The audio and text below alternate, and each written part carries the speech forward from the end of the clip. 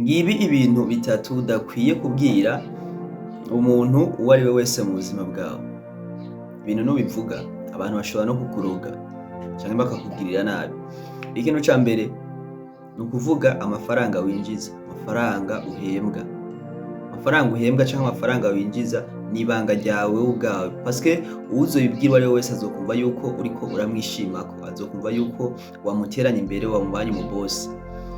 Ikintu ca kabiri ni intego zawe canke ivyifuzo vyawe, aho wifuza gushika, imigambi yawe.